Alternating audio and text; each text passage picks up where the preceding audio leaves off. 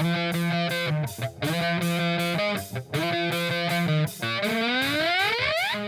following podcast is scheduled for one fall with no time limit. Super hot fire! The greatest spectacle in podcast entertainment, Mr.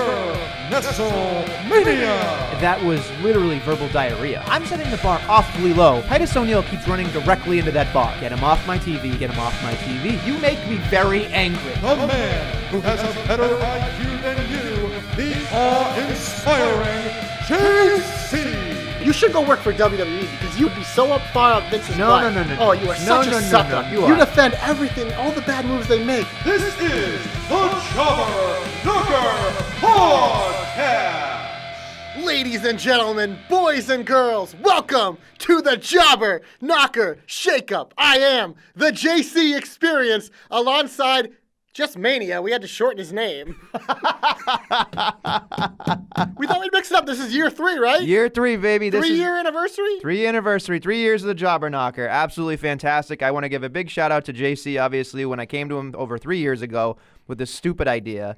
He didn't look at me like I was stupid. I'm pretty sure he thought I was. Yeah, I always think you're stupid. Thank you. And then, so after that, it was just little by little by little, we kind of grew. A special shout out to our boy Trav, who believed in us in the beginning, got jobberknocker.com off. Greatest intern of all time. Greatest intern of all time. I don't even think he likes wrestling anymore, but he likes us, so that's good.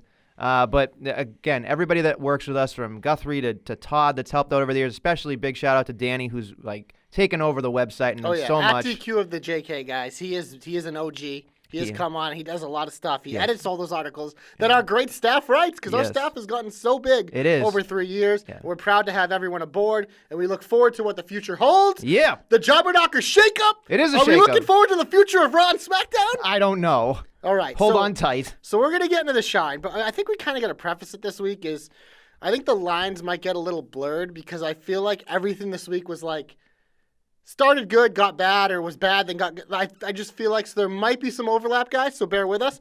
But, so, usually I kick off the shine. Yes. But this is the Jobber Knocker Shakeup. It is the shakeup. So what is your biggest shine of the week? I was super excited for AJ Styles on Raw. Okay. I thought that for me, when I watched that, I went, there's a reason they left him on last. It was nice. By the way, he was wearing AEW colors, so he's probably going to AEW, guys. Just throwing that out there. Other than that, I appreciated the fact I'm like, yes, fresh matchups. If we get AJ versus Seth at SummerSlam, I'm in. I think that's what everybody wants. Yep. That's what everybody's waiting for. Makes sense. And I think that's one of those things where it's like babyface, maybe a heel. AJ's a decent heel. Seth's well, let's put it this way. Seth's a better heel, but He's gonna be the babyface. Yeah. But when I saw it, I was like, yes, finally. Like, let's switch up. Let's throw some new color, paint on that old wagon, paint it again, and let it go out again. And it seemed new to me, so I was very excited. And that's something with AJ Styles we've been saying for a while is the dude is stale. Yeah. So this at least it presents new opportunities. It's new matchups. Maybe a new character at some point. I'm assuming it's going to do the baby thing for a while, but I think you're right on with the heel turn coming. SummerSlam, that looks like one of the main events. But I see your AJ Styles, and I raise you something we've been asking for years. Finn Balor going to SmackDown, baby. I love this move. A lot of my predictions came true on the shakeup, so It's true. shout out the JC Experience, Stop. Can I shout out myself? Yeah, I think I can. We're already 2 experiences in. Yeah, so the Intercontinental title is now on SmackDown. Little murky with the U.S. title. Samoa Joe is sick, so we'll have to wait till next week to see what's going on there. But Finn Balor on SmackDown, I think, is exciting. We already got a taste of what could be with him. The match with Mustafa Ali. Mustafa. Oh, fuck. His name's just Ali, right? It's just Ali. You just shortened it. Dude, I can't. His name I'm just Mania. He's got to be just Ali. I'm just going to call him Mustafa. Why not just name him Mustafa instead of... We'll just call him Muff. Ali. Yeah, but no, I thought that match was fun. And then looking at some of the acquisitions that came eventually, there's a lot of exciting matchups for Finn Balor. Oh, yeah, and I think that the mid-card title is definitely going to be a crowning, maybe first hour kind of feel every single week, and it's going to set everything up. I think that's the thing about the Intercontinental Championship is that they were saying it on SmackDown. It's this guy, it's Bret Hart, Shawn Michaels, it's Macho Man Randy Savage, and it's Finn Balor, and blah, blah, blah, which was great that they strung his name along with those names. But I also thought to myself when I was watching, like, this guy, Finn Balor, has been kind of like, for lack of a better term, because it's more egregious when I say it, but he's kind of been floundering in terms of, like, Like, he's big, he sells merchandise, but in my opinion, on Raw, he's so lost in the shuffle of it that on wasn't SmackDown. the best fit, And yes. here's the reason why I think, and we'll talk about it, I'm sure, in a little bit. But there are certain people that are just made, like tailor-made for SmackDown, in my opinion. Finn Balor isn't the greatest talker, but wrestling is wrestling on Exactly. SmackDown. And that's when you go to that show where it's a sports wrestling show. Yeah, he can do a coup de grace. He can do all these amazing things. He is the extraordinary man that does extraordinary things. And that will translate better to me than him trying to play Spider-Man on Raw. It just, to me, No, that's how I I look at agree it. completely because that's something I'm going to say with the next guy. But first, with Finn, like, he doesn't have to catch as many promos now. It's more about the wrestling on SmackDown, and that's why for me in the main event, obviously the Elias thing is great. Oh, yeah. that was funny. Like I love that whole thing with Vince. But to me, like another one. Roman Reigns Yes. to SmackDown. I think this is what he needs because on Raw, it was going to be the same old story. Come out and you're forced to cut all these promos. He's in multiple segments. Whereas on SmackDown, with the tighter time and there's so much talent, especially like across all the divisions there, that it's going to be more about the wrestling for him. And I think people will get to appreciate more of how good he can be in the ring, especially with some of the fresh matchups we're going to get. One I'd like to see, I think him and Randy Orton would be a good one to kick off that. I think it would make sense. You swap AJ and Reigns, so why not throw Reigns at Orton? So that'd be something I'd look for. Who knows? Maybe not first, but I think Elias definitely will have a bone to pick at least yeah, for a little bit. But I think it's a positive for Reigns as well. sure, absolutely. And I thought about that when he came out, especially our boy Joe Stopper. Joe Pollock said, the way that Reigns kind of, I don't know if it was Ray or it might have been the Joe Stopper. One of the two said when he looked out on Monday, it looked like that was like he was looking out for the last time. And it was like, okay, well, they did a good job. The one thing I will say about Elias that was great was that McMahon came out and did his spiel about It was great. and then he did the whole thing. He Kissed goes, by Vince? I don't normally give the seal of approval, which sometimes is the kiss of death. But let's well, never mind. I'm going to say, look at Drew McIntyre. Poor guy had to go back and come back, but that's fine. But the one thing I really enjoyed about Elias was like, for a guy that gets blamed for not knowing what people want, thank you. Like, I appreciated that because, again, you play into the crowd. You're playing to people complaining on Twitter about this whole thing about Vince doesn't know this, Vince doesn't know that. I love it. I love that whole portion of it. And the crowd loved him. Montreal was very finicky with who they chose to cheer and boo, and I'm sure we'll get into that at some point. But they actually stayed behind Roman Reigns, which I was like, good. Like, It helped that he punched Vince. Oh, sure. Everybody that's loves that. I thought the way this is also something I'm excited for Reigns. Yeah. He's now backed by SmackDown Creative, which has proven they're a little better in the writing department and these storylines. So they put Reigns in a position to succeed. Because my biggest worry was like, man, if Vince just announced Reigns as the biggest acquisition, like it's going to hurt. I thought it was going to be like Vince being like Brock Lesnar. Yeah. And then Reigns comes out and he gets cheered. But you had to do it in some way when Reigns came out that there was already a ton of heat. So he's getting cheered. And I thought they put him in a great position. Montreal came through. And I thought it worked out. And then he Superman punched Vince. Yes. And he killed him. Knocked his goddamn ears off. I mean, for crying out loud. And like, I think I was watching with my wife and she goes, is he bleeding? I'm like, yeah, that was a real punch. Yep. It It was a Superman punch. Knocked out his hearing aids, for crying out loud. Speaking of knocking out your hearing aids, you know what? Alilo to Raw. And you know what? This guy, I think, needed something different, especially with, a lot of the great wrestling's on SmackDown and we're losing that. But there's two reasons. One very big reason why I love him on Raw is now it's time for Zelina Vega to really sell us. You're talking about Raw's more promo-oriented. He has a very good manager who's good on the mic, who we all love seeing plenty of because she is super hot fire on the mic. So I'm excited for that. I think it's a fresh start for him, some new feuds for him. But also, we have our Binky. Rey Mysterio went to Raw. They can fight forever, baby. Andrade and Rey stay on the same show. Binky, 619. Yeah. Hey. So I thought this was another good decision. Yeah, there was there were a ton of good things that shook up. The one thing, not necessarily a good thing that was a shake up to me, but I thought was a clearly amazing moment, I would say, here was the moment of bliss with Sami Zayn. I thought from beginning to end, I loved it. I loved Montreal. I loved that either Vince or Shane or Triple H or somebody, maybe Stephanie, kept calling for the music. I thought that was great. I thought that they just milked it to just the right amount. They didn't squeeze too much on that teat, but they kept going when they could. Anyway, so then they get to the point with Alexa slightly, if you notice, just ever so slightly, ever so gently moving into that direction. Yeah. And I was watching it going, huh. Like, it just made me think to myself. It can work. Because I think we all love her. That's the thing. People already care They already think she's good. So, and from what I've been told by people, she is the exact opposite of what she plays on television. So Most people are. I can say with the Nestle seal of approval, because that means butt kiss. But, I'm interested in that. Like, that was something that did not go unnoticed when I was watching. But Sami freaking Zayn, man, for somebody that I consider slightly annoying when I watch him. Oh, he's so annoying, but that's why it works. But it's just so fucking funny, and it's so good. And the way that he goes about it, like, just energizes the crowd, energizes me to be like, yes, I want to boo this guy. Or, yes, I want to see this guy, what he's going to do next. There's not a lot of people on the roster, in my opinion, that when I watch them, the minute or the second that their music hits, I'm like, yes, now I want to see what they're doing. He is the type of person from when his music hits to when his music hits again when he leaves, I will be watching what he does. And that's very rare right now in this climate. That's all. Sami Zayn, the thing with always him, he literally was called El Generico.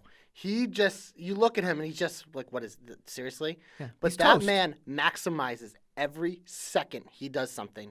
And it's proven, like, whether it's on the mic, in the ring, in his entrance, he's going 1,000,000% balls to the wall. It's nonstop. And every time I want to be out on him, I just can't because he pulls you back in. Like, the stuff at the beginning, just going nuts with the crowd. Oh, let's do it again. And it's just like playing to it. And then immediately just flips that switch and he's the asshole again. And we know he can go in the ring.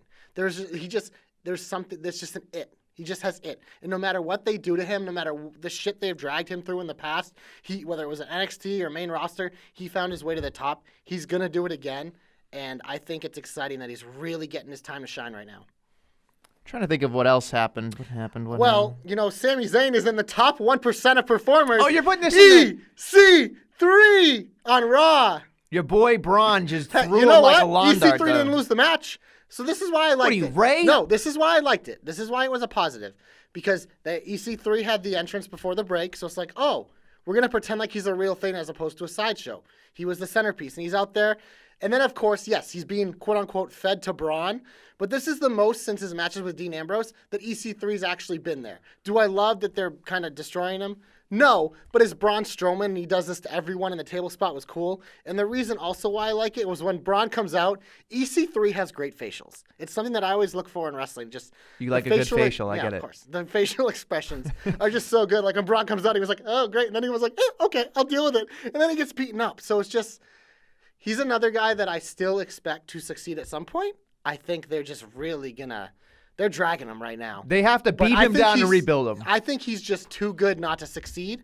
It might not be right away, but I think it's at least positive that when you look at the 6 that got called up, we're going to talk about Lacey Evans in a minute, but Nikki Cross, Heavy Machinery, not on TV at all this week. Heavy Machinery's on SmackDown. Who the fuck knows about Nikki Cross? So at least with EC3, they're like, he's on Raw. He's going to be part of this.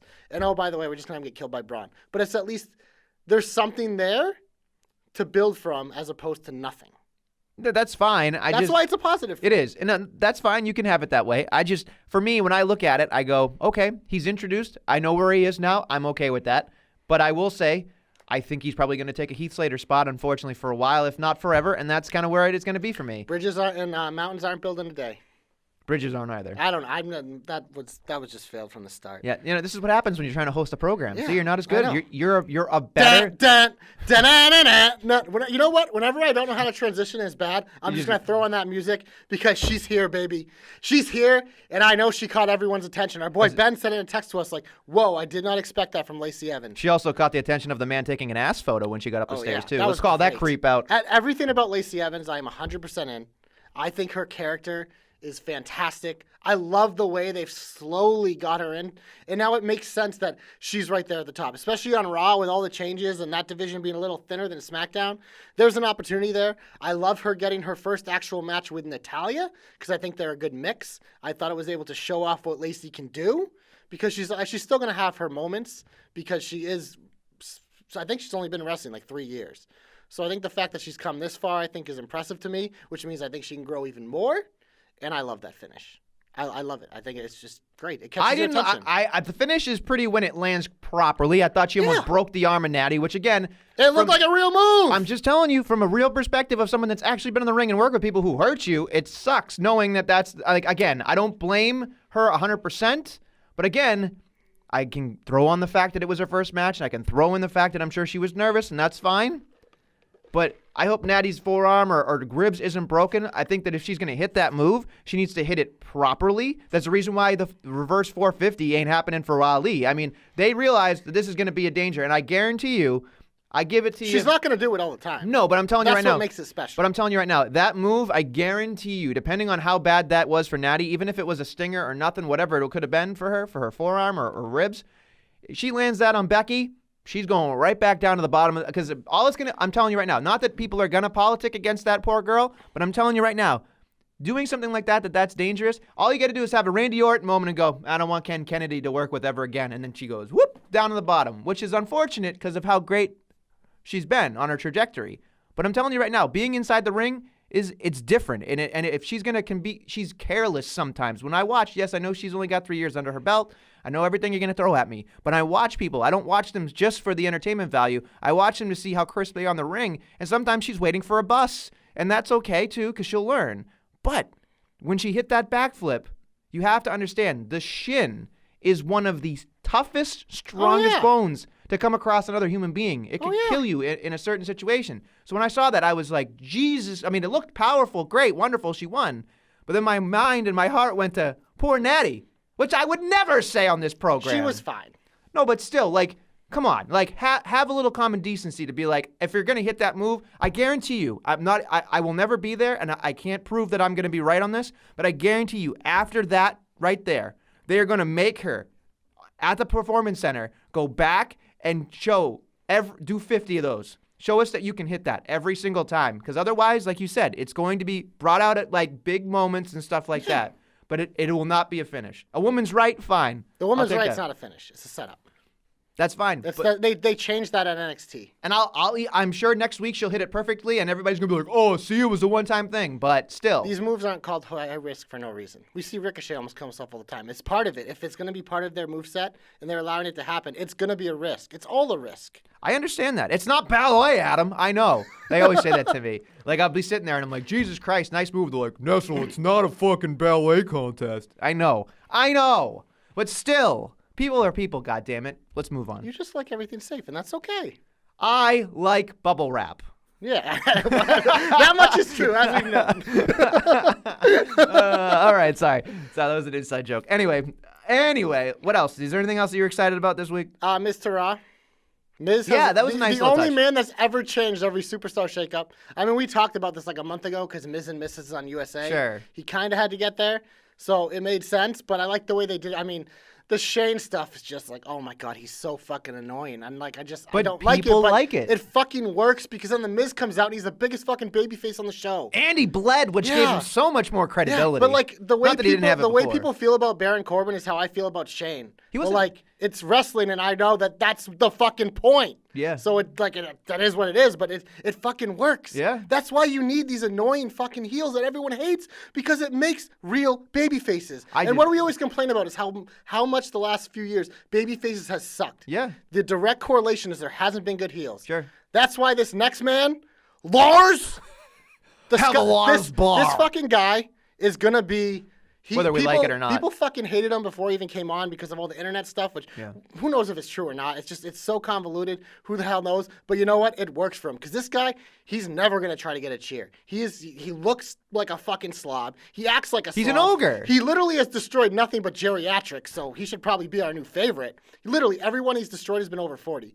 But this guy... Is that true? Yeah, go through it. It's Hardy's, Kurt Angle, Rey Mysterio. R-Truth? R-Truth is all people over 40. He's the geriatric killer, man. He's the Medicaid marijuana monster. He's the prince that was promised. Look, you know what? Like he's Shrek. I say it all the time about Lars. Like I see him, just like I don't want to be impressed, but it's just his thing works because he is fucking bad. Don't fucking like him. Yeah. Don't want it, and so whoever comes out is gonna be a baby face. I'm telling you, we could come up with so many nicknames for him. The Suplex Shrek. God. I mean, he's an ogre. I love it. Like, I just looked at him and I'm like, Larth Bar. Like, that's when in my head I'm like, I don't care. Like, the freak accident to me isn't a finish, But again, we'll get there. But it's Well, just isn't like his finish technically that, and then he does the stupid headbutt? I Isn't don't it know. like a The combo headbutt was finish? very, very I gentle. think that's I like his that. actual finish, is the Yeah. combo. Yeah, I like that. That's Yeah. fine. But again, they'll tweak him over and over and over Oh, again. yeah. That's what they do. They put their hands on him and mold him. But I mean, how do you feel about his theme song? Because I remember when it first debuted, I wasn't, but now every time I hear it, I'm like, oh, I really like it. It's so weird, but it fits him with the the one thing that I wish they brought over from NXT was when they had that moment where everything was black. He rolled into the ring and had that like with the that silhouette. eclipse. Yeah, that was cool. That's what I would have preferred because it gave me a presentation of like this guy is enormous, and I think that's what they were going for. It was like he eclipses the sun Yeah. because he's so fucking. Well, because huge. he's not super tall. I No. just see when he matches up, but like he's just like he's thick. fucking He's dense. thick with like 10 He's C's. thick. but not in a good way. Lars is thick. Thick. Lars Sorry. Sullivan. I know now that like Joe will come up to me, Joe Pollock. He's like, I can't say Lars Sullivan. He I have to says say Lars Lars Sullivan. every single time. And honestly, I'm telling everybody right now, let's take a note right now. How long is it before he just becomes Lars? I mean, Oh seriously. yeah, no, that's why it's just this is one name change that like I'm for. Just call Yeah. him fucking Lars. Yeah. It's Lars. You know, like, oh yeah, that's happening. gonna definitely. I mean, it literally like all his graphics all say Lars. Just the Titantron says Lars Sullivan. Yeah. But like on the Rain, it's literally says Lars. It's like that works. Yeah. He's fucking Lars. I don't care about his last name. This is one WWE change the name, which means they won't.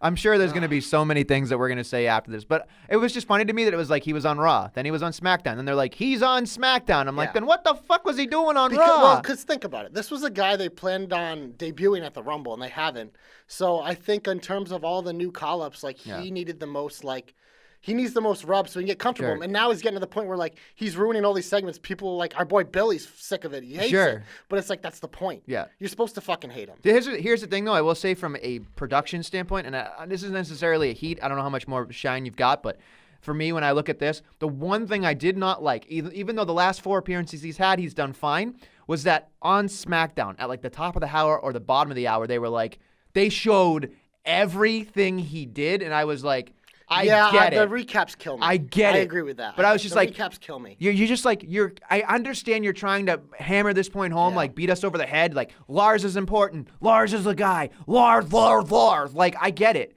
But at the same time, I thought to myself, that was 3 to 5 minutes right there. That could have been Exactly. a promo Nope. for a new person. It could have been more Bray Wyatt, whatever fucking funkiness that was. And like whatever they could find, they could put Mojo back somewhere. We don't even know where Mojo is going. No but I one mean, like, cares. He's in a mirror. Shh. Hey, I'm looking at the man in the mirror, and I'm asking him to change his ways, and he is. And if anybody knows that reference, if I can make it any clearer, if you want to make the world a better place, you got to look at yourself and make some change. All right, we're done. Do you know what that is? Probably not. Probably not. Billy will get it. Ray will get it. All right, we're moving Joe on. will get it. We're moving on because you brought up Mojo, and it's the shine. So you can't do that. But you know what? Always in the show. Ember Moon to SmackDown Live. I like this. Then what came next, we'll talk about after. But always in the shine, Mandy Rose. I love the way they did the Paige thing because we knew it was going to be Kairi Sane. We thought it'd be Io Shirai. Yeah, I was hoping. But they're not doing that. But the way it worked, it's like it makes sense that Mandy and Sonya to at least tease it because this is who she brought in originally. So Mandy doing what she always does. Great promo. Sonya had a little brain fart, but we've all been there, so I'll give her a pass because she's great. Her and Mandy are great. But the Asuka Kairi tag team, I'm intrigued So by weird. it. It is weird. weird. And I get why people think it's a negative, but look it. I'm looking at this SmackDown women's roster, and it is loaded, especially compared to Raw. Because Charlotte's still there. You already saw her beat Carmella earlier in the night, and that didn't include all the women. Carmella. In these segments, the Iconics are still technically on SmackDown. I know they're going to bounce around while they have the titles, but Asuka and Kairi, I think, is a way that I think they're intriguing. Paige is their mouthpiece. I think is a very good decision because Unless she dresses Paige is like one of a the best pirate. female promos. Hey, you know what? WrestleMania's in Tampa next year. We're gonna save all our pirate princesses and entrances for that. That's my thing. Honestly, right now, the thing I'm most looking forward to at WrestleMania is how they do Kairi Sane's entrance with the fucking pirate ships. I want her to fucking come in with the fucking full sail ahead. Bon voyage. Da-na-na-na. I love that. I love everything about it. She's great. I'm calling it. Great. I'm calling it right now. 2 weeks out of WrestleMania 35 or WrestleMania 36. If they don't have a freaking plank on that stage, I am gonna lose my effing mind. And someone is gonna have to go back into the archives of Jobber Knocker to tell me. But I'm gonna lose my effing mind, Josh. I'm gonna lose it. Who? It's JC. Yeah, remember the experience, bro. What experience are you creating? I don't know. We're not there yet. But the other two notes I had, Usos to Raw, good, as we predicted. But the Cruiserweights, their top 2 getting called up. Cedric Alexander coming to Raw. I think this is the right move because he's done all he can do on 205 Live. So at least now, even if he'll at least have the potential to give us some better matches and matchups. I don't know what his ceiling is. Maybe a mid-card title at some point, but I don't even know if it's that. But I think it's at least where it'll be some good wrestling, like especially like him and Andrade get together or him and like an AJ. I think they're intriguing. But the big one, Buddy Murphy to SmackDown Live. Yeah. Yet another fucking stud wrestler on this program. You know who else we didn't even see last night? Daniel Bryan. Like you line up the freaking list of wrestlers with Balor and Ali and I mean KO. You even saw KO and Rusev in the main event was fucking great. Reminds you how great those 2 guys are in the ring. You just line it up. Oh, there's so much good match potential on SmackDown. Raw kind of got pillaged, I'm not going to lie. Yeah, a little but bit. It felt like it anyway. I think adding like The Miz, a good promo is good for them because he's a guy that, as we've seen, can do 5 segments and not be old. And they still got they still got Lashley, McIntyre, Corbin, Rollins. Like Raw already had the very top heavy, so I think SmackDown just got, I don't know. Front loaded. It also, I think, as I'm going to talk about later, is that Raw added some things in a different division that has really been lacking, which I think can help too. So Okay. That's great. Wonderful. Are we now in the heatest of heats? Where the fuck do we start? now we start with an experience. No. Yes, we're Really? starting with the experience. Oh, God damn it. Biggest I can't. heat of the week. So, all right, I was at work and I saw the entrance start to come out. They go to break. Come back, I missed a little, and the match is going on. And they keep saying Eric, and I'm like, the fuck is Eric? Like, I'm so confused. I noticed. I'm like, oh, sweet, the War Raiders are up. That's a nice twist I didn't see coming. And they're like, they're going Evar. And I'm like, what the fuck is an Evar? First of all, side note there. If you're going for fucking Ivar, you say the name correctly. The fucking name Ivar the Boneless, the famous Viking, it's Ivar, not Evar, you dumb fucks. But whatever. I was so confused. I went to Twitter and I was like, what the fuck happened? And then I noticed that the War Raiders are no more. They're the Viking Experience. Don't do this. The Viking Experience. Oh, yeah. And they're now Eric and Evar.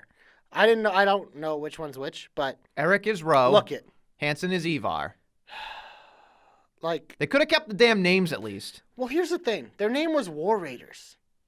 You don't want to use the word war. Just make them the on Raiders. I get just it. The Raiders. Or if you want to go with the Vikings, call them the Vikings. Who the fuck thought that, well, there's clearly a lot of people. Someone was like, what if we say, like, they're an experience? Because, like, it's like an experience. And, oh, the Viking Experience. And everyone's like, Oh, no. are you fucking kidding me? Like, that's what, Danny, by the way, our boy DQ put Yeah. together an article. Check it out on jobberknocker.com. He kind of runs through some of this stuff, but I mean, you watched a little after us. So Oh. when you came in, I was like, I was so angry. I was an hour and a half behind. I stayed off of Twitter. I stayed off of the whole thread that we have, pretty much. I said, and the minute that I saw the Viking Experience, holy job! I'm telling you right now, my head exploded so bad that I was just like, there's not much more I can say that you already said. But when I thought about it, I thought to myself, a Viking Experience is what you get when you go to Saskatchewan. You know, it's like when you go up north for a white cruise or something. sounds up there. like a fucking ride at like Six Exactly. Flags. Would you like the Viking Experience? For $10 more, we can give you the Viking Experience. You know, it's just like, no, I don't want the Viking Experience. I don't want a nice time. I want to get beaten up. That's what a Viking does. War. And shame on the people in Montreal. I asked for them to all chant war when Vince McMahon was out there to give them a piece of our minds. Montreal is different crowd. Very different crowd. They speak Yes. French, obviously. Nothing against French. That was my language in high school. But We. they were very finicky still, but I can't for the life of me understand, and I would say right now, I doubt very much that you'd see a 180. I would be surprised next week if they come out and they call them the Raiders or the Vikings or whatever the hell. I think they're going to stick with the Vikings thing. Let's just hope they drop the Experience and they're just the Vikings. But I don't know if they're going to. You could have called them the Legion of Vikings. You could have done anything. You could have done literally anything. Less is more when it comes to wrestling. You And could have that's why called they them- shorten the names, which it's, they do it, and I get why they do it. So they shorten all these fucking names, like Andrade and everything, and Yeah. Mustafa, but they go and they fucking add experience to this. This is something where you keep it simple, stupid. Like, it's just, like, common sense is... Well, that's out like, the window. Yeah, they don't, like, they're not even looking at it. They're looking at the opposite. It boggles my mind. Because it's one of those things where you can go for whatever, say whatever you want and have, but this just, like, this is 100% against what they did. Oh, yeah. Yeah, it's the wrong decision. Here's It's where, the wrong decision. Here's where you know it's a bad decision, right? And here's the thing I'm going to plead with. If anybody in the WWE even listens to this podcast, obviously They Vince do. does, because they listen Vince to listens it. to JC. Of course. So here's my plea to anybody that's listening that has any control of anything in WWE. This is why I know that the Viking experience is bad. You know what you're gonna look at right now? The Viking experience is going to be one of your top tag teams going forward on Raw, right? Then you're going to get to a point where you're going to do merchandise. If the crowd already hates the idea of the name Viking Experience, no one is going to buy merchandise. No one is going to get behind them for additional revenue when you hear the Viking Experience. That's it. It might be a joke like, oh, I got a Titus O'Neil shirt to piss off Nestlemania, but you're not going to go True story. Yeah, you're not going to $2, baby. You're not going to go out of your way to buy a Viking Experience merchandise. Oh, God, no. Nothing. You're not going to get a headdress. You're not going to get any type of ceremony, whatever the hell they wear, fucking garb, whatever. Like, you're not going to buy a T-shirt. We're not Native Americans. Whatever the hell it is, like whatever you call it. It's just like the Viking hat, whatever. Like, they're not going to buy anything because the Viking Experience is lame. It's stupid. It doesn't fight. You know what? Like, literally, think about this. Like, you are the AOP, the authors of pain. You're standing in the middle of the ring and you're like, Dude, oh. that's a match I didn't know I wanted till right now. Yeah. Whoa, boy. Yeah. But then you look at it, you're like, so there they are. And they're like, oh, we're quivering our boots for the Viking Experience. Are you fucking kidding me? Are you fucking kidding me? How does it, like, War Raiders, they were like, war.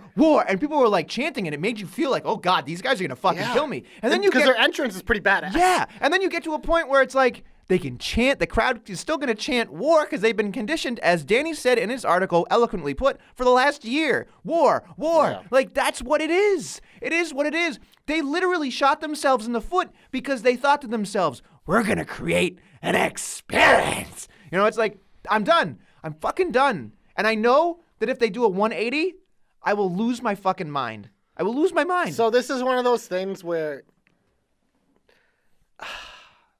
just admit you're wrong. Just calm the Vikings or the Raiders. Like, just pick one. Just calm the Raiders. Just like, and just move on. You're very good at pretending things didn't happen. If you did that next week, we'd all stand up and give you a round of applause. It's okay to be wrong. It's okay to fuck up. We do it all the time. Every single week, we run our Yes. mouths in this program. You a Yes. lot more than me are wrong. but Of that's- course. Okay, whatever. But Got to take a chance. You know what I Yeah. mean? Take a chance. But look, there's so much about this that makes me angry. I don't even want to spend more time on it. I Okay, really let's don't. move on. Yeah, let's move on. so, one of my favorite tag teams, the women's tag team champions, were pinned twice this week. Oh yeah. On Raw, they were pinned by Bayley and Naomi, who have never teamed together. Great. On SmackDown, holla, holla, holla. Don't even. I remember I saw it and I tweeted, I was like, hey, Jobberknocker, are we headed to an 8-man tag? Yep. Sure enough, there it is. And oh, guess what? Pinned again. The Iconics. I get it. You can't pin Mandy. She's the best star in the company. But for the love of God, like, what are we doing? Like, they're literally like, you're giving them the revival treatment. It's true. Now we're gonna have to call him the God damn. iconic treatment because Revival I don't even think was on television. So there you go. Yeah, they were. They were in that match. They got an entrance this week, bro. You know what it was? I'm sorry, They Josh. got an entrance before the Viking Experience. What match were they in? They were in holla, holla, 8-man tag match. Exactly. And what match were we just talking about? The Iconics? A match I didn't really care 8-man about. tag match. And then the main event, a 6-man. And then a main event And in on Raw. SmackDown. Yeah, it was literally contagious. There were literally, at the minimum of literally 5 hours, at least 2 of those hours were scheduled by multi-person tag matches. 2 8-team tag matches, 2 6-man tag Yeah. matches. It's lazy. Then there were real tag matches. Oh no, we're not even gonna get to that. Let me get to this point real quick. Every single time, and I know you guys you guys obviously just kind of fan the fire for me when it comes to these things, and you're always gaslighting me. The team has learned Oh my God. the practices of JC when it comes to Oh, you. sure. There's a Just, book. You know, the oil's there. Sometimes you just got to throw him a match and he'll light himself on fire. I will. And Absolutely. Burning Man Mania. Burning Man Mania. The only thing that gets me hotter than a 6-man tag. Mandy Rose? is an 8-man tag, an 8-person tag. What the flying fuck? Like, honestly, like, I know that literally, I could not tell you. I was so disappointed in the actual television of SmackDown this week in terms of actual wrestling that I went at it and went, what the fuck am I looking at? But then I thought to myself, no, Raw was just as egregious about it. They're the exact same. And it was just, you look at it and you go, can someone seriously tell me that on Raw or SmackDown, when you get those matches, a 6-man or an 8-woman or an 8-man, whatever it is, do you care? No, you're like, it's background noise. It's always filler. It's every single time filler. When the Shield was on, when the Wyatt family was, yeah, sure, but you rarely got those things, and you got them on pay-per-views most of the time. But when you get an 8-man tag where it's like, we're going to corral all the new women in SmackDown to be in an 8-woman tag, I'm looking at it going, what the fuck? Like, what the, like, You the know whole, what this week reminded me?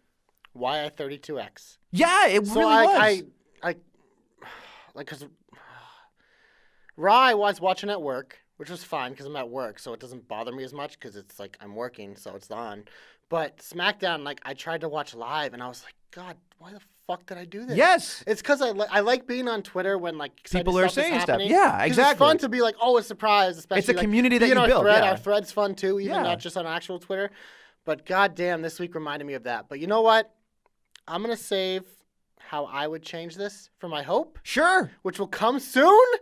But You've been teasing the fuck out of it. god damn, man. No, see, look, for me, and I'm sorry I keep hyping up this entire thing, but it's just like, I am so fucking angry because when you, and I've been on this stick forever, and I don't want to be, but it's just like, I watch wrestling worse than anybody else. I watch it with an eye that is unnecessarily, like, nitpicky. It is ridiculous. Yeah. As you roll your eyes. Yeah. I'm telling you right now that I stay away from 6-mans and 8-people tags unless it makes fucking sense. And none of this makes sense. And somebody's going to be like, well, they had to have this person. And then they paraded out all these people. Da-da-da-da-da. Like, whatever. It's like AJ Styles needed to be whatever. Like, I get that they did that. But in my opinion, it didn't lead to anything. No, they never do. It never does. It's There's just no risk. It's just to let the crowd see all their favorites and Sure. get them on TV. That's fine. But here, okay, so I'm afraid I got some good news for you. Oh, good God. WrestleMania. So the Shield is done. Yes. That's one less potential 6-man tag. Sure. The Riot Squad is now done with Liv Morgan on SmackDown. One less 6-woman tag. The Wyatt family is now done with Luke Harper heading off to greener pastures. So that 6-man tag is gone. I'm gonna book him for Proving Insanity Ground. is now ripped into shreds before it even really started, despite being there a year. There's another 6-person tag gone. So they literally obliterate all the factions. It doesn't mean they won't have schmoz I was going ones to like they say, did this week. what the hell are we But looking at at this least, week? like, what the big thing with the Riot Squad of why, like, as much as I like them as a unit, the reason why I was never a big fan of them is because it was the same shit every week. It was a 6-woman tag against the same fucking people. Right. That's gone now, at least. But again, I'll save the rest for my hope. Here's all I want to say about this. Is that That's it. This is all you want to say. This is all I want to say. This is the last thing. I swear to God. I'm sure everybody's sitting there going, enough, but maybe, I don't know. But raise the fucking stakes. Like, do it in a way that it makes sense and that something actually happens. Like, there's a storyline about it. Like, Kyrie dropping the elbow, yeah, it's amazing and So great, but that's you the could one have done where that. maybe there is, because maybe they get a title Sure. shot now because they pin the Iconics. Maybe. The rest, like, what is AJ getting for pinning? Nothing. I don't even know who he pinned. Nothing. The big O, which I'm sure we'll get to, which we totally forgot about. Oh, no. I didn't forget about Okay, it. but I mean, there next. we're getting there. It's like, whatever. It's just like, that happened, and they had to beat these guys over here. It's just like, and it was just like, La Liga Nation shit was just like in full force, which again, I looked at it and went, God, I cannot wait for this to be over. And here's the most egregious thing about these things is that they're multi-segments. They're like 3 segments long It's sometimes. filler. But it's so fucking bad. Like, God damn it. I just, like my brain hurts. Okay, I'm take a done. minute, take a I'm minute, done. take a minute. Josh, just Breathe. fucking take it. So now we're going to get to the Big O, Kevin Owens and the New Day stuff. Now, look, there was a lot of fun in here. Because I love Kevin Owens. The New Day is a ton of fun. There's a lot of that mixed in. But you ready? I might get killed for this. But overall, it was stupid and fucking embarrassing. Think about this. If you're watching that, have this conversation with Cap all the time, and someone else walks in the room and sees Kevin Owens spinning his hips or eating pancakes and all this shit, what the fuck? Like, people are going to look at you like, what the fuck are you watching? And when I watch this stuff, like, there's pieces of it that I enjoy, but they always take it too far. I thought all the backstage segments were dumb with the pancakes. I didn't mind the spinning hip stuff because, I think it's funny. But it's overall, a lot of this stuff was just like, dude, like, what? If everyone always thought all night that maybe this is leading to a Kevin Owens turn. I didn't expect that, but I'm like, at least there's that bit of intrigue with it. But for me, again, of course, it leads to a 6-man tag and this and that. And hopefully Big E's not out for a while, but apparently it looked like he was having surgery. He had a hospital gown on when he took the picture. But overall, I thought this is a big reason why I thought Raw was much better than SmackDown, which I don't know if it's a popular opinion, but I don't know. This stuff did not do it for me overall, and it led to a shitty 6-man tag, which the only good thing that came out of it was Rusev paying homage to Vince McMahon and how he took that stunner. Did you see what he tweeted out? Yeah, he not only said is my video, boss, he's he's like, my inspiration. yeah, it's just like, because when I saw that, I was like, oh my God, I love that. I love that. That was the one piece that was super shine for me and a pile of shit. But I don't know. I'm curious to your thoughts because overall I didn't like it. I get that you have to have the babyface Kevin Owens be different. I understand that. I appreciated the fact that he was doing the big O thing, which again was the friend, if I remember, of Zack Ryder from his Z-True Island stories, the big dumb gym head. Oh God, I forgot about that guy. The big O, when he was like, that dude Didn't was. he like start wrestling at some point too? Yeah. Like he was a big dude. Yeah, like, he was huge. But he was Gas Zack- to the gills. Yeah, he was. But that's neither here nor there. There were multi-segments. I appreciated some of it, but it was just like, it's hard for me to go, okay, here's Kevin Owens. And I guess I'll jump off of another thing after this too. But here's Kevin Owens, a guy that was a prize fighter, a guy that would powerbomb people off the apron or onto the apron, and then just do these crazy things and be a guy who doesn't give a fuck. Like, just do that, right? But then he gets to a point where he's like, gee golly gosh, I'm in Montreal, and I like the hip swivel, and I'm a dad, and I can do this, and I can be goofy. Which, again, he's still good at it. Like, he does, whatever he does with 100%. Like, he commits fully to what he's doing, and I applaud him for that because he's being handed something that, in my opinion, isn't necessarily great. But it's just, when I look at it, I go, how is he going to be taken seriously as a babyface when he's doing the hip swivel, when he's doing the pancakes, when he's, getting into a t-shirt he barely fits into, like all this shit. Like, I get it, but if it's a one-off, you've done more damage than you've done good. Like, having the New Day, like, give him the rub, so to speak, by getting him that babyface shine isn't enough unless, if they continue this every single week, it's going to get worse. He also didn't need that. But yeah, exactly. He doesn't need it because he's Kevin fucking Owens. I know. Right? I know. He was doing the stunner. People love that. And people love a stunner in general. But it's just like the KO show was doing fine on its own. He just, again, and this is what we harp back to every single time. Instead of when you go, I'm going to be a babyface from being a heel, don't change anything. He did a wholesale change. We liked him as the bad guy who did that. So it's just like the The same good guy thing. did. This is why the Miz flopped as a babyface. Yes. This is why fucking Del Rio flopped when they tried to turn him babyface. Yes. It's. Do it in a way that makes sense. Again, I think we're ahead of the curve on this one because I don't think people have turned yet, but they will. Logic, anything against it. And here's the other thing, too, that drives me up a fucking wall, banana style. I am telling you right now, Kofi Kingston has an amazing WrestleMania moment. Mm-hmm. Like, historical. We will remember that forever.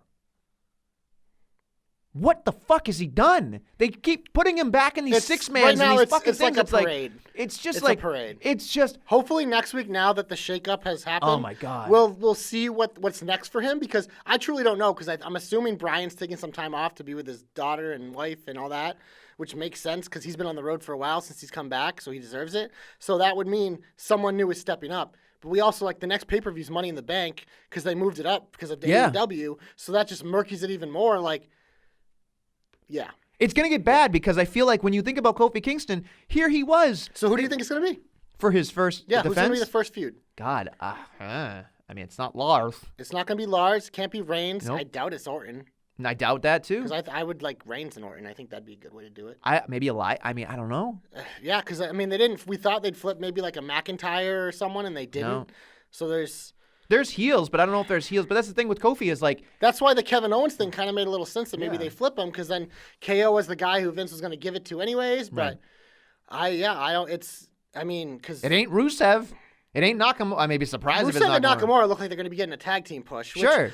judging by the lack of tag teams now on SmackDown, I'm okay with it because the one thing I'll say about them, as much as I don't love the pairing, they're kind of doing what Sheamus and Cesaro did. They've already kind of figured out a moveset they do together, and it's starting to make sense.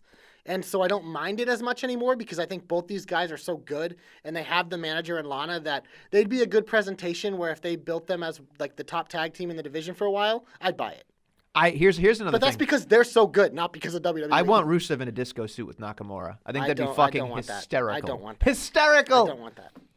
But seriously, They were treating Rusev Day a little bit too. Made me happy. Kofi Kingston, seriously, like they have put cold water on this entire thing. I don't in know my about. opinion. I think he's too. I mean, I don't think that's true because I think he's too hot. You can't put it out. That fire is burning with so much flames, man. You can't put it out. But there'll be direction next week. I hope so. I mean, because they have to. I hope so. Because otherwise, it's like So you never gave me an answer. Who's it gonna be? I'm I'm hoping you say someone good because I don't have a good answer. I don't think anybody's worthy of it, honestly, at this point. I think that's probably the problem. SmackDown doesn't have a lot of good heels that's like in the upper echelon, in my opinion. They've got a lot of great talent, unless it's Brock and then it's bye-bye Kofi. Brock ain't coming back till SummerSlam at the earliest, but I don't even know if we're gonna see him then. But it's just We'll see Brock when they go to Fox. We might not see him till then. I think that's when we see Brock. maybe. But until then, I can't think of anything, honestly, at the top of my head. Unless if Brian does come back next week and they finish off. I mean, their feud. I'll look through SmackDown very quickly, but I mean, like, We don't have. I was just curious. there's if you had literally someone. nobody. There's literally nobody, in my opinion, besides Elias. There really isn't. I'd be interested in Elias Kofi. It's something we've never seen. It would give Elias that main event rub. He doesn't need to win, but him being in an actual feud, I think, would be good for him because he's never really had that. So, all right. I mean, is Sami Zayn? Sami Zayn's whatever. He's on on Raw. Raw, so I can't do Yeah. that. Okay, yeah, I guess that's it then. Cool. Maybe Okay. he'll just feud with a woman because there's so many good women on SmackDown. Maybe it'll be Kofi Kingston versus Charlotte Flair for the WWE Championship. Yeah, that'll be a good one. I'd actually pay to see that. I think that'd be a good match. Intergender wrestling is not going to happen on WWE. It's already happened. And you complain about it. Not enough. We had an 18-person tag team match with so much intergender wrestling, you complain about it. Nope, we're not So, going back you know to what that. we're going? Are you done? Do you have any more? I don't think anything. Yeah. Hope time. Do you want me to go first or do you want you to go first? You can go first if you like. All right. I will go first. Sure. And as I teased, my hope is about the future structure of Raw and SmackDown going forward. Because one thing that I always harp on this program is a lot of their stars get overexposed. And that's because you have them on every week and you feel like you have to throw them in like a tag team match just so they're on the show. Well, what really benefits people at NXT and these other shows and more of like the indie scene is you don't see them every week. Like, and the great thing about WWE is it is every week, so there's an opportunity to do that. But just because like Roman Reigns or Finn Balor, you want them on the show every week, they don't have to be in a match every week. Like if Finn Balor has a match here, then maybe next week he's backstage setting up a future match. Or if maybe there's a number one contender match for his title and he's looking forward to it, it'll be like in 2 weeks. So my hope is that instead of just these schmoz tag matches, I love that. have more meaningful matches week to week. They don't have to be like high level things. Even if it's just like if one of your big matches of the night is like Apollo Crews, who's now on SmackDown against Daniel Bryan. But that's like you give it time as a singles match because it's probably not going to be a feud. But at least it gives you something that is unique and that you're going to want to watch. Because how many times do we see it with like where Chad Gable actually gets on TV and gets to have a one-on-one match? It's like you're interested in it, even though you know he's not going to win. But it's something different and it catches your attention. But I think just if you stagger it a little, be like, if you have 5 shows a month, maybe each person's like wrestling on 2 of them. Like, because I get Raw's 3 hours. You're going to have to fill it.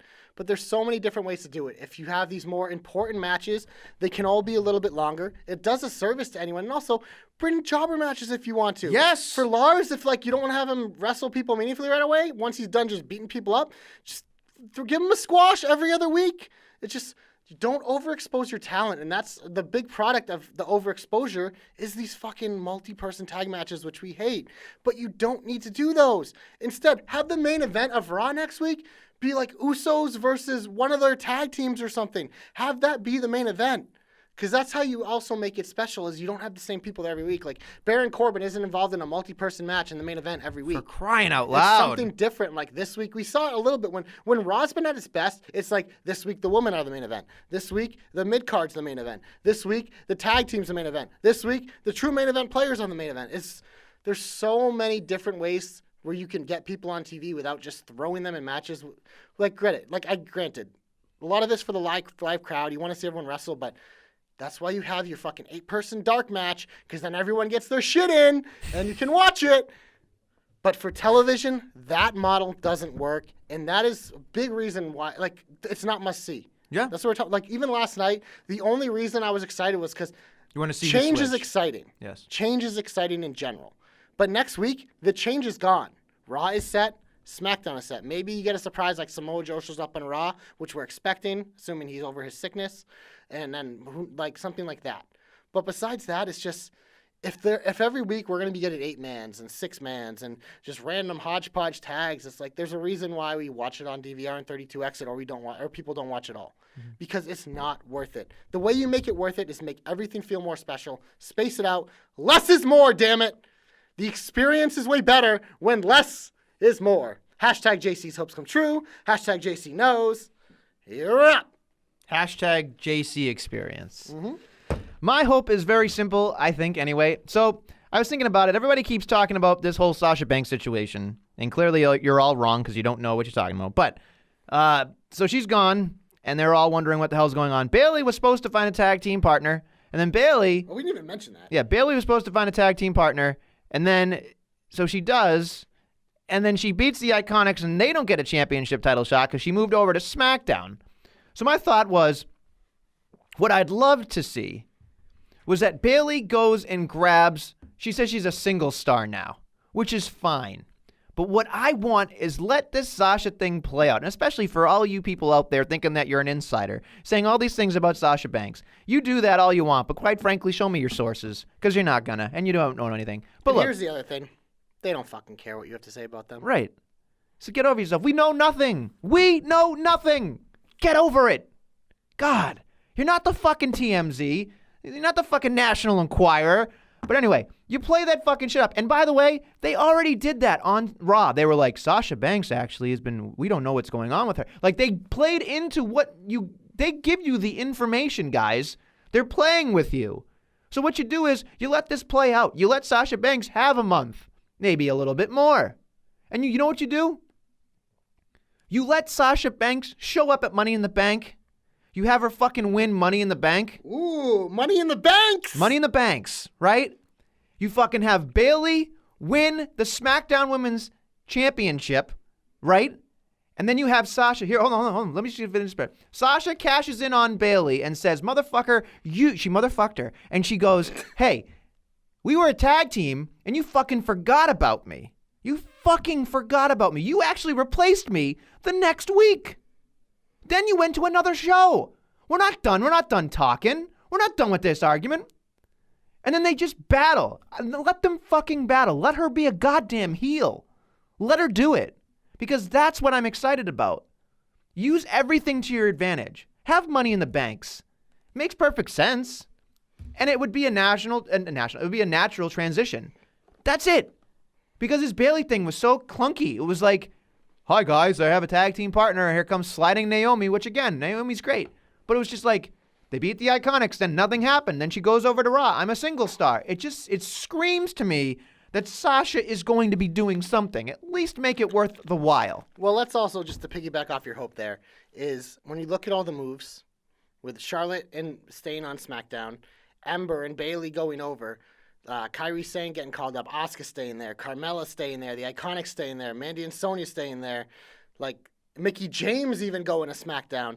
Like, that roster is loaded. And you look at Raw, it's like you have Becky technically right now. Who knows where I'm assuming she's going to stay there. Mm-hmm. But you have Lacey Evans, Natalya, Dana Brooke, Alexa Bliss. Alexa Bliss is Naomi. a big deal. But no, I'm just saying, like, it just back. isn't there. If Sasha was leaving, like, they wouldn't leave that big gap. That big gap there is because I think they have big plans for Sasha this year. Maybe it is Money in the Banks. Becky, literally, the first thing she tweeted after WrestleMania was, like, she wanted some of Sasha. She then did it with Bayley after. But Becky Sasha feud would be very good. They obviously have the team, what were they, Team Bay in NXT history. Which, Yeah, I forgot about that. So that's also something with Banks always being on Raw and Becky always being on SmackDown. We've never really had that feud since like their little bit at NXT. So that's something that's a fresh women's main event level thing for Raw. But also with Lacey mixed in, you have that. So there's going to be, look at this. After WrestleMania, some people are taking time off, as we've seen with Daniel Bryan. I'm sure we're going to see other people getting stuff here and there because these guys don't get an off season. That's the other thing you got to remember about these superstars is they're on the road like every day of every week of the year. They're traveling overseas. They spend more times in airports than they do in a bed. Like it's taxing. And I mean, one thing I've always hoped, I know I've talked to like some like other people and stuff that just scheduling more. That's why you see the biggest stars like Charlotte got a few months off here and there, or Roman Reigns. It's like there's a reason for it because especially those top stars, like they're really expected to be there. It's like I just wish there'd some way for WWE to get their independent contractors some time off, and you can space it out where like if one top star's out on one show, then it isn't. Or like you saw it last year when people were out, they had AJ work double duty, which some guys are going to be willing to do. But you look at across the board, and people can say, "Oh my God, there's so many people requesting their release." It's like, yeah, but there's also so many people coming to the company getting called up. There is so much talent, and there are so many superstars. You look across the roster. If given the opportunity, I think a lot of them would take it. And just spacing it out more and letting it breathe. Letting it breathe is good for everyone because then you're making a ton of stars. You don't have to rely on the same people every week. That's why it's a different model than it was back when it was like just Hogan or Rock or Cena carried it. It's like it's a different model now where there is so much talent. Rely on all of it. Don't rely all on everything at once. Don't put your eggs all in one basket because injuries are going to happen. Things are going to happen. Personal things are going to happen. Like Nia Jax is out a while. She's also on Raw, but she's getting her knees cleaned up. So who knows how long she's going to be out. So these... I get it. I think there's a lot of room for... The freaking formula's there for them. Oh, yeah. Because they have so much talent in this company. And they're adding. You just think about all the people we talked about getting called up the last couple months, from Ricochet to Aleister Black to the War Raiders to Kairi Sane to Buddy Murphy and Cedric Alexander.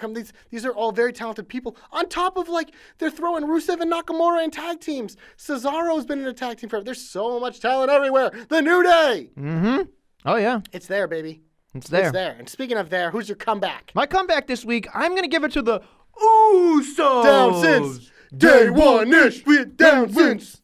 I was so excited because I saw the red Titantron. It was red, red, red. I was like, good. They needed a fresh coat of paint. Like, that's exactly what it was. They needed to get that. They've been SmackDown oriented for so very long. Again, they've done everything on SmackDown that they could do. And having the Usos versus the Revival, having the Usos versus any tag team, would work. And you automatically legitimize the entire division. But for specifically the Usos, it just makes sense. Like, they've done what they've been able to do, and now you can make them the crowning jewel, the cornerstone of that. Oh, God. But you can make them that, because that's what's exciting about the Usos, is that they are the best tag team in WWE. They are, hands down. Not even close. In the world, in my opinion. They're the best in the world. They get it. And they're brothers. They're twins. But seriously, my comeback goes to the Usos. I could not be more excited for them. I'm super pumped and jacked for the Usos. So there it is. My comeback is going to the Raw Tag Team division as a whole. Because as you just mentioned, the Usos are the best. Raw Tag Team division has been lacking. So what do? You add the best. Oh, you know what else you do? Aleister Black and Ricochet are one of the hottest things going right now. You make them part of Raw permanently. There's another top-tier tag team. Oh, the Viking Experience? Name sucks, but these two guys are good and they're a legit tag team. You add them. You keep the Revival around. Your current champions, I haven't even mentioned yet, the Major Brothers, which who knows how far they go with that, but they're a real tag team and they work. That's 5 legit teams right there. Obviously, it sounds like the Ascension's still there. The B team's still there. So you still have that. That's 7 teams total. Who knows what else they form? But also, we don't know where Authors of Pain. They're technically probably still on Raw, but Akam's still injured. We'll see what happens when they get back. You throw them in this mix? Whoo! There is so much potential for this division. It deserves my comeback. Usos Revival. Usos Vikings. Usos Black O'Shea. Revival Black O'Shea. Revival Vikings. Vikings Revival. It's just there's so much shit Yeah. right now. It's so like, and SmackDown didn't get destroyed because the Hardys are now the top of it. They're clearly building Rusev and Nakamura. New Day's still there. I assume the bar's still there. I'm thinking Sheamus maybe just got time off, and then the bottom of it, who knows? But Raw also the other part of it, 3-hour show. Because what is the big thing on SmackDown? A lot of their talented tag teams we didn't get to see much because they had to get cut for time or they were tight. We now have a potential to see the Usos almost every week and let them just do what they do. Uso crazy, baby. Look at that. We're on the same wavelength with that. That's good stuff. I think that's pretty much it. We're now in the big finish. Yeah, well, one other note I have to give is I stand with my boy Xavier Woods. Get me Tyler Breeze, baby! Tyler Breeze mentioned in one of the biggest segments of the week. I mean, the funniest part of this to me was that Xavier Woods so upset that the up, down roster was getting gone, depleted. yeah. And Baron Corbin's talking shit to him, being like, we're all on Raw now. You lose. Like, they're mine. And if you listen to this program, you know my lawn love for Tyler Breeze. We all love him in NXT because he's just one of their best in-ring people that I enjoy watching. He's asking for NXT, man, so we'll give it to him. And the nice thing about him is, like, he gets the game on Twitter, too. He's very, like shooting, quote unquote, as the kids like to say. So he's a guy. He's been back to NXT, but no matter where you put him, he can wrestle. But he's got to be put somewhere. They can wrestle. Yeah, and I don't know on SmackDown if he's gonna get the chance because No. they have tons there. But it's just, I was nice to see Xavier Woods stand up for his boys. That's the one thing about Xavier Woods that I've always loved is, I mean, we saw it 3 years ago. He did an interview and he's like, you know what? My biggest goal in wrestling is to make Kofi Kingston WWE champion. And he fucking succeeded. Like, that's something that I like to see because he gets it. He's like, if you succeed, we all succeed. And I love that motto. And him and Tyler Breeze are like best buds. Oh, yeah. So I love this. Like, them rocking out to Batista's entrance. Yeah. I just had to get my Breeze shit in. Oh, love goes I got to to get man. my Breeze shit in. Oh, I love Breezes, it. baby. Breezes, baby. Breezes. Breezes Christ. No, there's a T-shirt. Breezes Christ. All right, anyway. Now, so yeah, this is a big deal. We've had 3 years of the Jobber Knocker. We appreciate everybody listening to us. I mean, I thought about this on the way here. I was just like, all the shit we've done, just whether, just starting the podcast, whether it's, hanging out and doing this stuff anyway, or just, doing the 30 Hopes for the Rumble, and just all these little things here and there, having, like, I still miss the damn iPad. I'm trying to make that work. Like all these little things, the little trinkets that we've had over the years, and it's just so cool. I mean, yeah, we're growing at the pace that we can right now, but I'm very excited for the next year and the years to come. I think it's a lot of fun. Whether it, becomes something more, we'll see. But I want to thank everybody from my perspective. I mean, everybody. I mean, there's Josh, obviously. Who the hell is Josh?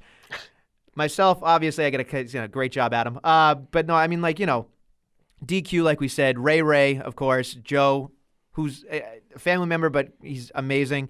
Brandon and TJ picking up the slack on the website. Guthrie, who does the intro, still hates WWE, but listens to indie wrestling stuff all the time. Like, everybody, Todd. He was one of our OGs. Yeah, like Todd, everybody, like anybody that's here. And I've got some people Our boy Billy. Yeah, especially Billy. Like, I mean, there's so many people here that, like, I'm writing down a list of people to, like, thank, and I'm just thinking to myself, like, Jesus Christ, there's so many fucking people. But yeah, like I'm trying to get this to become a bigger thing, and that's what we're doing. We're building a community, and I'm Long very story excited. short, guys, seriously, we appreciate you guys coming for the ride with us. We enjoy doing this every week. Yeah. It started just for fun. We're like, who knows if we get like 2 people a week, but I mean, the numbers show that we have grown exponentially. We have a nice base now, and we're glad to share it with all of you. We love talking with you, whether it's on social media or if you guys just listen and don't interact, that's fine too. We appreciate you guys, but especially hats off to Nestlemania because this was his fucking dream, man. Yep. This was his dream. This was his baby. Let me come along for the ride, and I'm very proud to be along for the ride. And you we got outshined freaking- me, you son of a bitch. No, I mean, always in the shine. It's an experience. It's an experience, man. It's an experience. Yeah, you're like The Rock, but I'm the experience. Jesus I just Christ. can't. On It's that just too note, much. it's time to socialize the pod. And you're gonna do it because this is the Jobber Knocker. Shake up. Oh, God. 7-second dance break. Can't touch this. All right, anyway, now that we have to play royalty it's not for 7 that. seconds yet. Now it is. Okay, jobberknocker.com. It's a .com. We've got so many people up there doing great things. Danny just wrote an article about why the Viking experience is so goddamn ridiculous. as well as check out the new voice of 205 Live, our boy, the Joe Stopper. He's doing that each and every week, as well as TJ of the JK and the Real Deal B. Cox doing NXT and NXT UK. Those guys are my lifeblood because I can't watch all that stuff all the time, so I rely on them to get all that stuff out. So those three guys are killing it and doing a great job. So follow them on Twitter as well as everything else they do on the Jobber Knocker website. Of course, follow us, or, actually, I'll go back. Definitely start by subscribing to iTunes, Podbean, Podomatic, Google Play, Stitcher. Listen to us on Spotify. Like, subscribe, do everything. Download you possibly can. 5-star review, anything. 5 flames. Everything you can do. Make sure that you go to Twitter. Follow us at Jobberknocker, at Nestlemania, at JC of the JK, at DQ of the JK, at Billy D2411, at Ray Ray of the JK, at Joe Pollock 47. Holy shit. At The Real Deal B. Cox, and at TJ of the JK. Make sure you even like us on Facebook and Instagram. We're everywhere you want to be on social fucking media. The shake up. I got to do it. And we're literally just expanding. We're busting at the seams. Go to ProWrestlingTees.com. Get a goddamn t-shirt. We're going to be getting more t-shirts, I think. I'm going to sell them instead of going to Pro Wrestling Tees and make more money because I need a goddamn iPad. On that note, seriously, thank you for listening to the Jobber Knocker. If you've listened for 1 week or 3 years, it doesn't matter. We love you all. We'll be back next week with more Jobber Knockery. Maybe we should rename the podcast the Jobber Knocker Experience.